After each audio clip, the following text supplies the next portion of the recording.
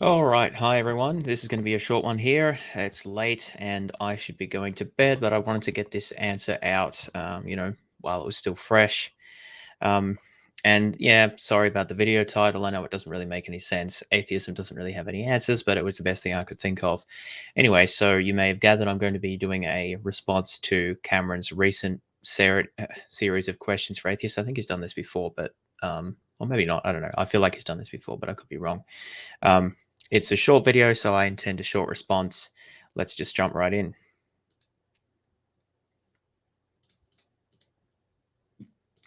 Nothing's happening. There we go. So I've got 3 questions that I want to ask atheists, and these aren't gotcha questions. I sincerely want to know the answer to these questions. First question is, do you believe that God does not exist? So you kind of either have that belief or you don't. You either believe that God does not exist or you don't. If you answered yes to that, then you're ready for the next question. The next question is, do you believe in evidentialism? Evidentialism is the view. Sorry, I should have paused slightly earlier there. So, do I have the belief that God exists? The answer is no. I believe that God does not exist. Um, I feel like that there are potentially other options there. I suppose you could say that if you believe that God doesn't exist, then you're an atheist, and if you say you don't know, then that still counts as not having the belief. But look, it doesn't matter. For my purpose, for myself, I don't believe that God exists. I have that belief. So I'm fine with that. Let's look at the second question. Why is this not... Sorry, the tab's playing up here. So you kind of either have that belief or you don't. You either believe that God does not exist or you don't. If you answered yes to that, then you're ready for the next question. The next question is, do you believe in evidentialism? Evidentialism is the view that your beliefs ought to be proportioned to the evidence. You shouldn't just believe something without evidence. Those are the first 2 questions. Yeah, so by evidentialism here, I take it that he's talking about the viewpoint that the only reason that you should hold a belief is because of the evidence for that belief. Or it's often phrased in terms of the adage, it is wrong everywhere and always for someone to believe anything on insufficient evidence. Or another way to say this is that someone is justified in believing something only if the evidence for that belief supports believing whatever it is. So this is often taken as a fairly strong claim because it's saying that the only reasons you can have or justification you can have for a belief is evidence, and therefore ruling out any kind of pragmatic reasons for belief, or even reasons that may not count as evidence per se, evidence being a specific type of reason. It's also unclear whether this is a thesis about epistemic reasons or any type of reason. If we say that evidentialism is the thesis that the only epistemic reason you can have is evidence, then I think I think I lean towards that. Of course, you've got to define what counts as evidence, but let's put that to the side. Well, let's not actually put that to the side, because if we think of evidence as something that raises the epistemic probability of something being true, then plausibly that's the only epistemically relevant consideration when evaluating epistemic reasons. But maybe they're pragmatic reasons that are not epistemic. So I'm not entirely sure here whether Cameron is asking if we think, if atheists, or myself specifically being the person answering this, think that the only epistemic reasons for believing something are evidence, or whether he's asking, can there be non-epistemic reasons for believing something? I think that there maybe can be non-epistemic reasons. Incidentally, it seems that Cameron thinks there can be non-epistemic reasons, or at least he's featured videos where he's talked about discussed pragmatic arguments and Pascalian wager type arguments for belief in God. And I'm not really sure that those fit into an evidentialist framework. Not that that's just sort of neither here nor there, but just an observation. So I think that the way Cameron's phrased the question is a little bit unclear, because I'm not exactly sure what he means by evidentialism here. But look, I broadly lean towards evidentialism. I think that if you're going to say epistemically speaking, the only reasons you can have for believing something are the evidence for that, the evidence that counts in favor of that belief. That is, considerations that raise, or that should raise, uh, rightly considered, should raise the epistemic probability of that belief being true, if properly considered. And so that would rule out, say, pragmatic reasons for belief. But perhaps you can have pragmatic reasons that they just don't count as epistemic reasons. So I'm not sure if that's exactly what he had in mind. But I guess the short answer is probably, and the longer answer is not exactly sure, maybe not, depending on exactly how tightly you define it. But let's move on to the third question, which is, of course, the most interesting one. You answered yes to both of those. If you have the belief that God does not exist, and you also believe in evidentialism, you're ready for the third question. The third question is, what is your evidence that justifies your belief that God does not exist? Yeah, okay. So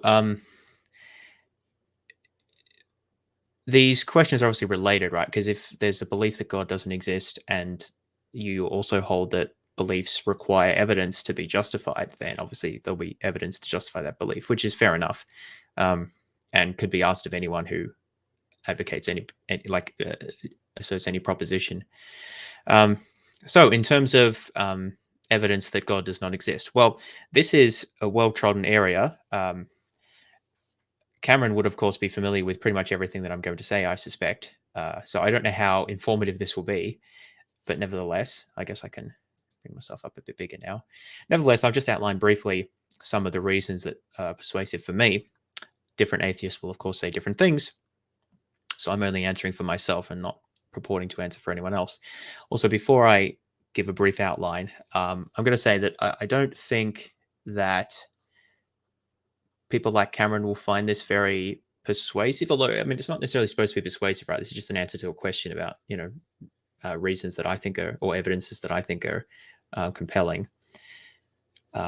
Because obviously we see things differently, right? So it's an issue of sort of looking at things from different perspectives and trying to evaluate worldviews and weigh them up against each other. So these aren't arguments; they're just reasons that I think are persuasive. To make them an argument, you'd have to try to get to some sort of common ground and then build from there, I think, to make that persuasive. Anyway, so that all being said, let me give some of the reasons that so specifically the question is, what is the evidence that God does not exist? So to answer that question, you have to think carefully about how can there be evidence for a negative like that? How can you ever have evidence that something doesn't exist? This is actually a problematic notion, right? Because if I say that something doesn't exist, you could say, well, how do you know? Like, have you looked everywhere? How can you establish a universal negative like that? So claims of this sort, or in other words, if I say that there's a needle in a haystack and you find a needle, well, obviously it was there, right? You just found it. Like, here it is. But if I say there isn't one and you look through the haystack and you don't find it, well, how do you know you didn't just miss it, right? You got to check again. It's much harder to prove a universal negative than to prove that something exists, right? Because to prove something exists, you have to find it. To prove a universal negative, you have to either check everything systematically or have some sort of other way of inferring that you haven't missed it somehow. So it's actually quite difficult in that sense to establish a negative. But there are ways of doing this, right? So the way I think about this is that, first of all, we're not dealing in formal mathematical proofs here. We're talking about inferences and explanations. And so when I think about things, I think about, well, what's the best explanation for a given set of phenomenon? And then I evaluate that explanation, or evaluate the given candidates and try to establish which is the best explanation. And what we want in an explanation is explanatory depth and power and scope, right? To account for a wide range of phenomena, to make them understandable, to try to unify them with a common set of causes or underlying sort of dynamics that unify them and make them explicable, with a minimal number of additional postulates that are not previously known.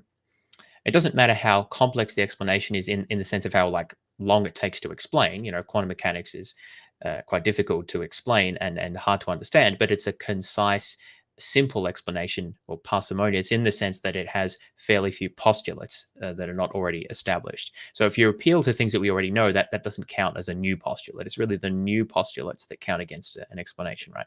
So we're trying to explain as much as possible with as little as possible. That's the essential idea. And this is, I think, how we go about establishing these universal negatives, right? What we do is we say, look, here's a phenomena. Do we need to postulate X, Y, or Z to explain that phenomena?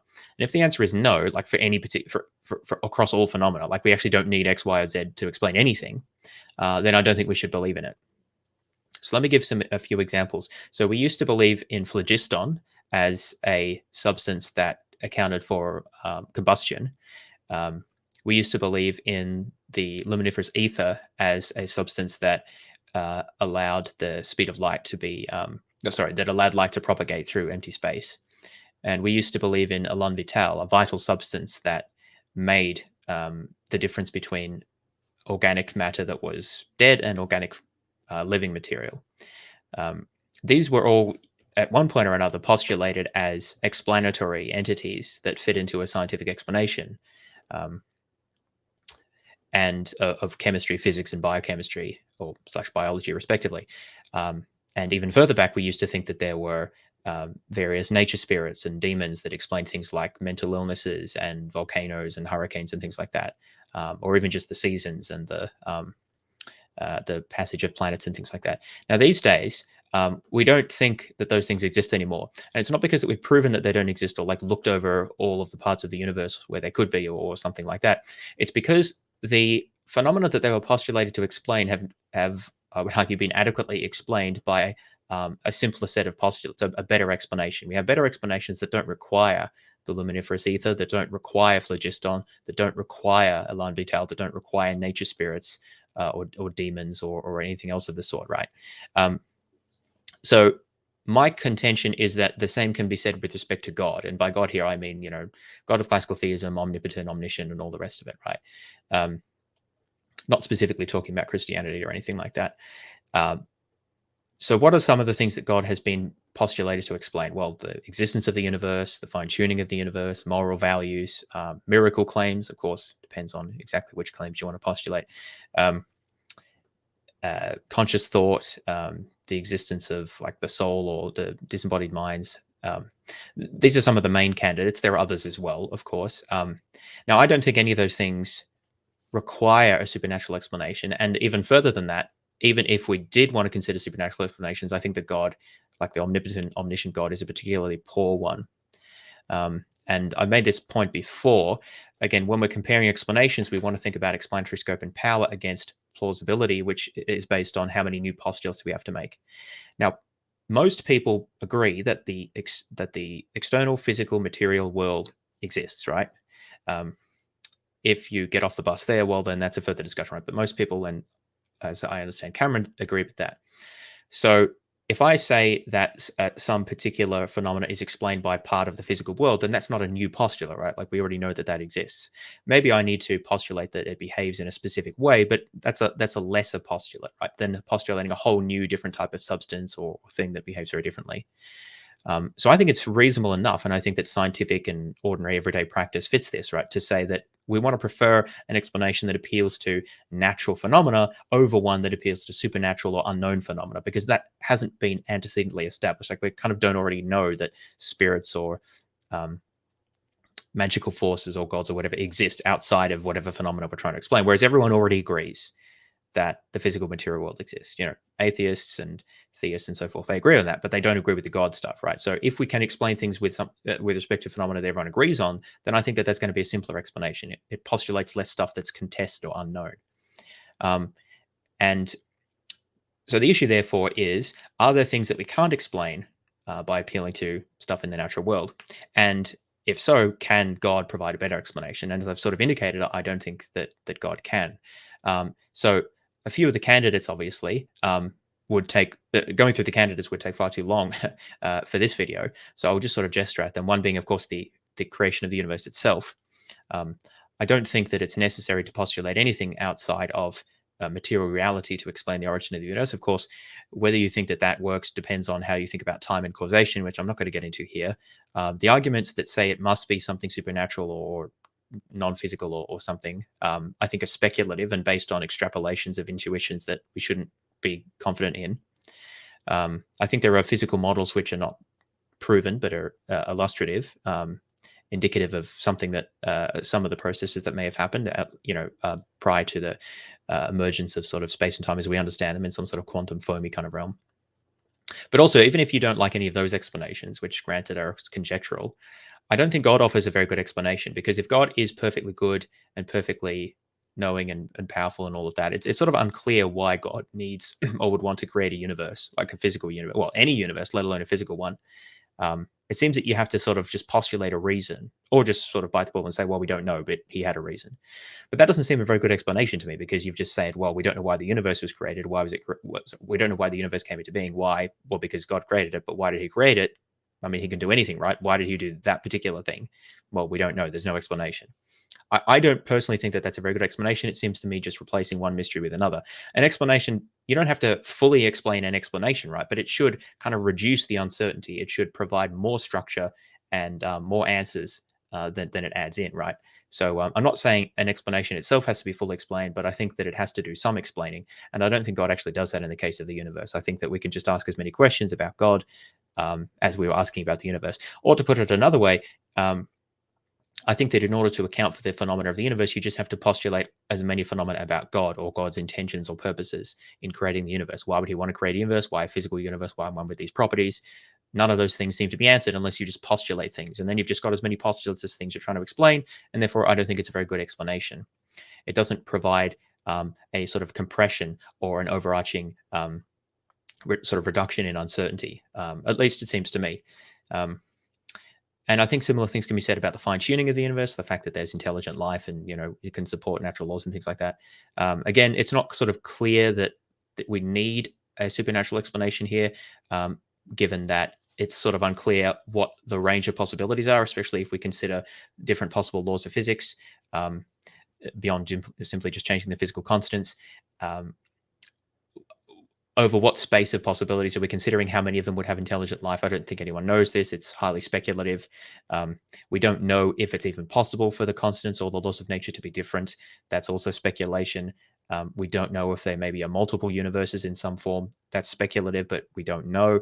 So I don't think that we can make too many clear inferences here. But even if we are concerned that we need to provide an explanation for this, I don't think that God provides a good explanation, because God can do whatever he wants, and therefore he has no clear reason why he would need to fine-tune the laws to be in any particular way. God could presumably make intelligent life in any universe, or without a universe at all. We could just be all disembodied or something. And so it's just unclear what the explanation is supposed to be. It seems that we're just postulating just as much. As for moral values, which is another thing that God is supposed to explain, it seems to me that God doesn't offer any good explanation there either. It's obviously a hard question. I'm not saying that it's easy, but I don't think appealing to an omniscient, omnipotent, all-powerful God, omnibenevolent God adds much. The Euthyphro Dilemma, I think, is still potent. You can ask, well, if something, if killing is wrong or torturing is wrong because God says it, I mean, is it wrong because God says it and just because he says it, or is it wrong for some other reason? Like, does God say that you shouldn't do it because it's wrong, right? And if it's the latter, then it seems that you actually don't need God to explain morality. But if it's the former, then you ask, well, if God commanded differently, then would torturing be right? And the standard answer to this is to say, well, actually, it's not that God just sort of commands whatever he wants, right? He's actually constrained by his nature, which is all loving and merciful and benevolent and all of this stuff. Now, I don't think this is a very good answer, because it seems to be saying that there is a fact of the matter about what a omniscient, omnipotent, omnibenevolent God like would do, or what the nature of such a being would be. As in, there's a necessary fact about what an specifically an omnibenevolent deity would command, in which case you can just say that is the ground of morality. The ground of morality is what an omnibenevolent being would command, because that's a necessary truth, right? It's necessarily true. That's a version of ideal observer theory, for those who are interested. There are other issues as well, because, for example, if you try to ground morality in God's nature, then there's an issue of defining what aspects of God's nature count as the moral aspects. Presumably the fact that God is non-spatio-temporal, or doesn't have a physical form, or other aspects aren't like moral aspects. But then you have to say, well, how do you distinguish the moral from the non-moral aspects? You don't want to say that God not having a body is somehow relevant to whether he commands certain moral action or another. That doesn't seem to make any sense, right? There are answers there, but I don't find them very satisfactory. So for various reasons, I don't find the attempts to ground morality in God's nature to be very successful or very informative. I think that they basically all lead you to saying that there is something about morality that transcends God, or is at least necessarily that exists necessarily, or possibly exists necessarily given God's creation. So God couldn't create humans but then not have them be morally valuable. And therefore you don't actually need God to explain morality. Of course, theists think that God exists necessarily explains everything, right? But I mean, specifically, like morally speaking, if that's supposed to be specifically an issue, which some theists think that it is, I don't think that God actually adds anything there.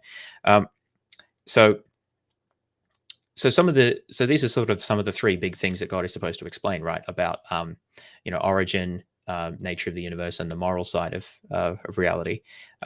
And as I've indicated, I just don't think that there's much explanatory power there, or at least the explanatory power that you get comes from just making that many extra postulates to say, well, God wanted to do this, or he had a reason to do it that way, which actually doesn't seem to be a very good explanation. That seems to be just adding into the explanation, the very phenomena we're trying to explain. One other thing that I did mention was the nature of the mind, or the immaterial soul, or whatever, if you think that there is such a thing. Again, as I've argued in the past, I don't find that God provides much of any explanation there. It's not even clear, even if there is an immaterial aspect to human consciousness, what God has to do with that. Why would that be dependent on God? Why couldn't that just exist by itself, or be created by something that is not omniscient or omnibenevolent, or be self-organizing in some weird way, or created by a god being that's not actually that doesn't have the omni properties? Again, you can come up with reasons, right? But then again, it seems to me that you're just introducing those ad hoc, or at least that you're making the explanation more complex again than the phenomena you're trying to explain. So overall, I think that the reasons that we're proffered, the explanatory reasons in terms of the evidential reasons we're proffered for believing in God, don't provide us with sufficient reason for postulating such an entity. And so just like Elan Vital, just like phlogiston, just like the luminiferous ether, just like nature and spirit gods, nature gods and spirits, I think that we can just do away with God, and we actually therefore end up with a simpler explanation, or a simpler ontology, a simpler view of the world. So that's the single biggest reason I have for not believing in God, is I don't think we need it. And I'm open to being, of course, wrong and showing that, well, actually, there's these good things that God does explain that you can't explain otherwise. I think that that's quite difficult to show, given the lack of constraints there are on God. That's precisely the problem. God can do and be anything, apparently, or almost anything, right? But then that means that it's very hard to constrain him in terms of explanations, right? If something can account for any possible outcome, then it can't be a good explanation, because explanations need to say why this and not that, at least probabilistically, like at least with some degree of certainty. It doesn't have to be 100%. So I think that that's a fundamental problem with God as an explanation, at least an omni-God. Now that goes away if you have a limited God, because they have constraints, right? But God is supposed to be omnipotent, omniscient, omnibenevolent, right? So that's I think one of the reasons you have this problem. So basically, I think that abduction doesn't work well with an omni-God, and so I just don't think that I think it's very hard to try to construct these explanatory arguments that work with a being that defies constraint. Now, that's sort of the big reason, right? Basically, lack of explanatory utility or virtues of the divine hypothesis. But there are further reasons to disbelieve or further reasons why I disbelieve in an omni-God. One of them will be, of course, the familiar objection of the problem of suffering / the problem of evil. I think that there's far too much evil and suffering in the world relative to what we would expect to see if it was created by an omni-God. That is a hard argument to really cash out rigorously, because it's hard to establish the counterfactual. Well, how much would we expect to see if the universe was created by an omni-God? It's not obvious that it would be zero. I contend that, all things considered, there are particular forms of heinous suffering that are apparently purposeless, which we should, if we apply abductive reason in the way that we normally do, particularly in terms of moral action. Like if you see a child about to be run over by a truck, you just stop and think, well, maybe there's a greater purpose to this, and so I should let it happen. No, you think, well, you should just intervene, right? If you can save the child without causing harm to others, right? Or maybe even if you do risk your own life, you should do it. But the point is that we don't normally reason like that. Normally, if it seems, all things considered, that doing something will bring out a greater benefit, then we do that. It seems that if you're going to go down the route that we don't really know if suffering, this apparently purposeless suffering actually does serve a greater purpose or not, then I think that reasoning applied consistently would undermine pretty much all moral action, right? Because you'd be like, well, does helping this person, does giving them food, does saving this life, is there really a greater purpose to their suffering? Maybe I shouldn't do this. Like, it seems that we normally act on the reasons that we have, and if there's no particular reason for thinking that unknown reasons go one way versus the other, then you just sort of assume that they cancel, or at least you sort of suspend judgment on that and act on the reasons you have. And on that basis, I think that we should reason that the universe is not created by an omnibenevolent being, simply because it doesn't have the moral properties we would expect. I don't think we can be too confident in that, but I think we can be confident enough for that to count as probative evidence against the omnigod property. There's specific forms of suffering that are especially hard to understand, like evolution, for example. If an omnigod wanted to create intelligent life, why would they use evolution, which is particularly horrific and suffering imbued process that goes for it takes hundreds of millions of years. That one is especially hard to understand. And there's other particular types of suffering as well that one can point to, particularly horrific diseases, for instance, and suffering in the animal world, and the huge number of pregnancies that spontaneously abort, or mothers who die in child. But I think things like this that are just really hard to square, in my opinion, with a moral arbiter of the universe who wants to bring conscious beings into a relationship with him. So I find all of that considered in total quite hard to square with an omnigod. So I count that as strong evidence against. So that's the second broad line of argument. Another line of argument that I find somewhat persuasive is divine hiddenness. Now, this is not actually an argument against an omnigod per se, but it is an argument against an omnigod who wants to be known. So this is an argument against theism as opposed to deism. If God created the universe and just sort of sat around and, I don't know, did nothing, then this argument wouldn't apply. But most people don't believe in that sort of God. Most people believe in a God who intervenes and or takes an active interest in the world and wants us to know him or her in some way. And I think that the problem of divine hiddenness and religious confusion, slightly different but related problems, is significant with respect to that. So it seems to me that if an omnigod wanted humanity to come to know him, then we would expect to see that God, at least key properties of that God, being revealed to and present and known in societies throughout human history. Doesn't mean everyone would follow them, of course, but at least I would expect the knowledge to be there, right? Because otherwise, knowledge is maybe not sufficient, but is necessary to follow a God or to know that God.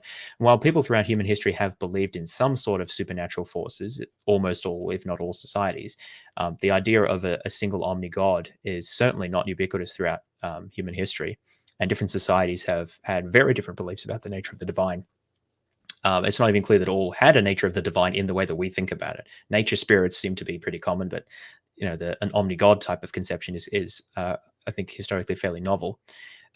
And tens, maybe hundreds of millions, maybe even billions of people have lived and died in societies that have had little to no conception of any type of omnigod, let alone particular conceptions of omnigod, like whether it be theistic Hindu conceptions or Christian or Judaistic or Islamic or whatever else, if any of those are the true religion, right? So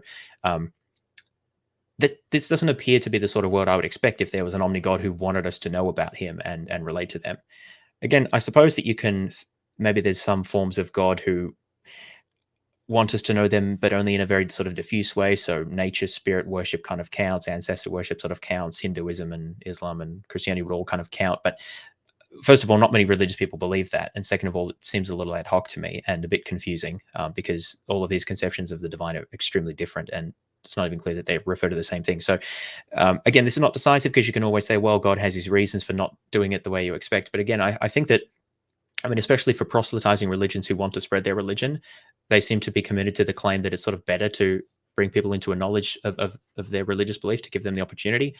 Um, and they don't seem to engage in sort of second guessing. Well, like maybe God has a reason for the fact that the Australian Aborigines hadn't heard of any of these religions for 40,000 years. Maybe we shouldn't try to take Christianity or whatever other religion to them. If we engage in sort of ordinary reasoning the way that we typically do, we would the religious people would say it's sort of good to share their religion. And likewise, I think that we should infer that if that's good and God has apparently not set things up so that that's possible for large numbers of people, then that's actually counts as evidence against there being an omni-God who wants people to come to a knowledge of them, which, again, I think is not decisive, but is probative evidence against the existence of such an omni-God, a theistic omni-God.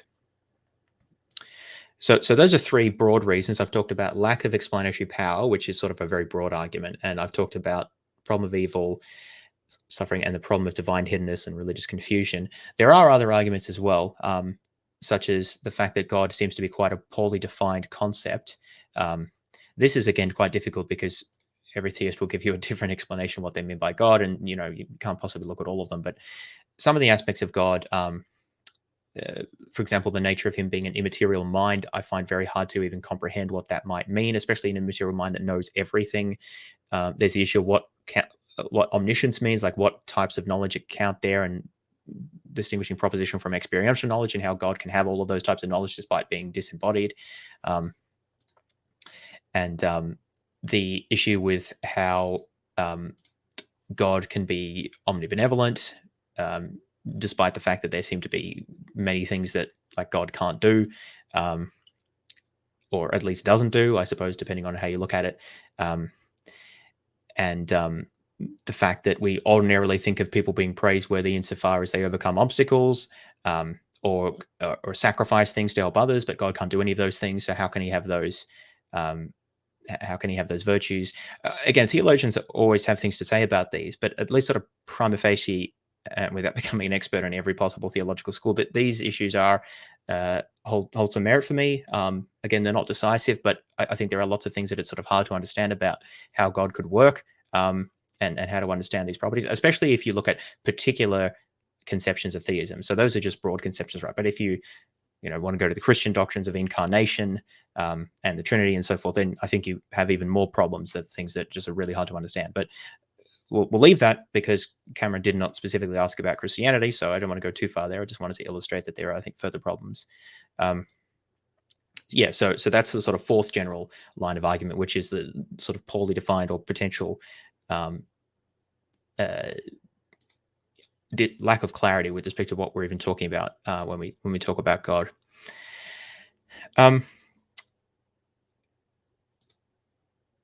I think that there might be one sort of general argument for God, a general argument for atheism as well, or at least against theism, which is that all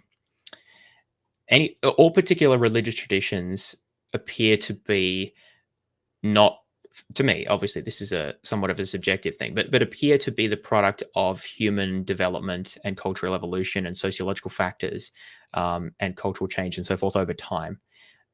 They all have this sort of pattern that they develop from the existing culture that they're in, and they change with response to political and social pressures, and that they split into many branches, and that people forever debate about theological points, and there's wars and conflicts between them. Basically, they look kind of like every other aspect of human affairs, whether it's politics, economics, art, and so forth, or intellectual debates more generally. I just don't see an example of a religious tradition that appears to appear kind of from nowhere, and have a consistent doctrine that is fixed at the beginning and remains effectively unchanged throughout history. In a way that, again, I don't know, I would expect if God is sort of revealing himself in this way. Again, this doesn't apply to deism, but is relevant to any sort of theistic God who wants to reveal himself. So, I mean, this obviously needs to be looked at on a case-by-case basis, and most religious traditions that have revealed text do claim that that their doctrine sort of was kind of appeared suddenly from particular prophets or writers or whoever that were inspired by God. I just not found those claims very convincing, and when looking at the history, I sort of don't find that it looks like that at all. It seems that it's sort of beliefs are gradually developed through normal sort of cultural evolutionary forms, it just doesn't look like what I might have expected. It doesn't look out of the ordinary. It looks like the product of human development to me, not the product of divine intervention. Again, that's a bit of a subjective argument because we don't necessarily know what exactly it would look like to be the product of divine intervention. But nevertheless, I do find that argument has sort of some force. When I look into particular religions, I just find myself sort of quite underwhelmed by how man-made they feel and how little divinely inspired they feel. I know many Christians feel the exact opposite to that, and to some extent that's a bit subjective. We can look at particulars, of course, but here I'm just giving my my reasons. There's another argument which is not necessarily an argument against God, but is an argument against certain forms of religious expression or tradition, which is the sometimes called the argument from the lack of moral fruits of theistic belief or theistic practice. So I've this has sort of been my experience and sort of judgment as well, that religious people are sort of broadly speaking pretty much the same as everyone else. They may have particular beliefs that are different, or particular cultural practices and so forth that are a bit different. But like in terms of moral expression, there are some really amazing religious people, just as there are some really amazing people from all religious traditions and people who are irreligious. And there's some really awful people from all religious traditions and people who are irreligious. Looking at the sort of ordinary median believer or disbeliever, I just don't see much of a difference. And that's not exactly what I would expect if you postulate that God wants to sort of substantially transform us and our moral practice and sort of social practices, as quite a few religious traditions do claim. I suppose not all claim this. So this wouldn't be an argument against those that don't make this sort of claim. But Christianity, as I understand it, kind of does make a claim about kind of being, renewed in the spirit and born again in Christ and that sort of thing. And other religious traditions have different but analogous type of claims, and I just don't see any evidence for that. It just doesn't seem like religious people are much different than the rest of us. They just seem to be kind of pretty focused on themselves and their own immediate environments and petty concerns and jealousies and all the rest of it, just like all people are, right?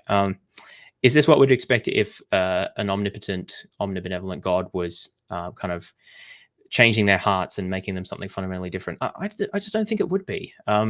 Again, we don't know what the counterfactual would look like definitively, so it's a bit hard to say. But I find it just very hard to accept that that's actually what we would expect to see. I guess it's another form of being just dramatically underwhelmed by the ordinariness of much religious belief and practice. Again, there are exceptions, of course, but you need to look at it as a whole, not just cherry pick the sort of best cases, I think, if you're to evaluate the claim. So anyway, there's more specific points that I could mention, but I think I've covered some of the main issues now and gone, as usual, longer than I intended. So let me just wrap it up by summarizing an answer to Cameron's question. So he asked, what are the reasons, sorry, not reasons, what are the evidences you have for accepting the claim that God does not exist? So the first one that I talked about was the fact that, in my view, that God is not required to explain any phenomena that sort of is in need of explanation. And this is, I think, really the only way, sort of ruled out through parsimony, that we can establish universal negative claims like this, because otherwise you can always just say, well, you haven't looked hard enough. How do you know that it doesn't exist somewhere, or sort of that there are not reasons that you haven't thought about in virtue of which it exists? So you can't really prove that way that God doesn't exist, but I think that is how, like the Elan Vital and phlogiston examples that I gave, that's how historically we arrive at a belief that something doesn't exist. And I think that that's likewise how we, that's how I think about the primary reason why I don't believe that God exists. But there are additional reasons why that I think add to that. And there's sort of more positive arguments against the plausibility of an omni-God. I've talked about the problem of suffering and evil and suffering and the extent of that, particularly forms that seem to have no purpose and are particularly heinous. I talked about the problem of divine hiddenness and religious confusion, which is an argument against any sort of God who wants us to know him. I talked about the fact that religious traditions or beliefs seem to be, to my sort of reading and take on it, kind of product of cultural and social evolution, just like everything else, and don't appear to be obviously kind of divinely inspired or the product of any divine intervention. They just feel to me, they seem to me to be very ordinary, not what I would expect if they were divinely imbued. And I've forgotten whether there was 4 or 5, but the last point there was that similarly, religious people, religious believers, like on the whole, considered holistically, likewise seem to be very ordinary, and not how I would expect if they have achieved the level of divine union, or I don't know, nirvana, or whatever else exactly, depending on your religious tradition, that they that many religious traditions at least claim that there's this fundamental change that can come about into a person in their life. And certainly Christianity does, but other religious traditions claim something similar. I don't see that, and it doesn't seem that the way religious people actually do behave is consistent with what I would expect to see if there is an omnigod who is kind of helping things along. So anyway, those are some of the main reasons why I am an atheist, or some of the evidences that I would point to. Obviously, as I said, none of those are really arguments. They're just sort of sketches of reasons, or evidences, if you prefer that word. Each of those needs to be considered case by case, and kind of that is why I think discussions are important. But hopefully, Cameron, that answers your 3 sincere questions. If you'd like, I'd be very happy to come on your show, or slightly more plausibly, you come on mine, if you would like to talk about these further, because I do think this is important. And as I sort of indicated at the start, I don't really expect my little sketch will be very persuasive to people who have a fundamentally different view, because, you know, I only briefly sketched out these type of arguments, and you could spend a whole lifetime just studying one of these. But at least hopefully it kind of sets the stage for how I think about it, which I hope at least at a broad level doesn't appear to be completely insane, even if you don't agree with the particular assessments that I've made. So hopefully that was helpful. Maybe I'll just have a quick squiz at the comments, although I wasn't intending to sort of interact too much.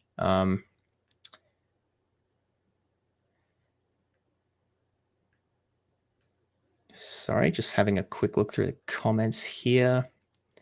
Apologize for the...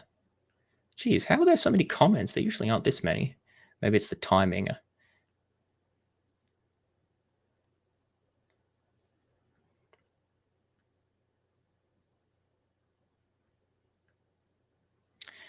Yeah, I don't think there's anything particularly I wanted to respond to. Just one question here. Do I still plan on writing a book about naturalism? Yes, I do. And that is a work in progress. Don't expect that anytime soon. I have to balance that against everything else that I'm doing, including a PhD. So we're talking a couple of years down the line before it will actually be published, because I've got to first research and then actually write it, and then it needs to get edited and so forth, and find a publisher and all of that.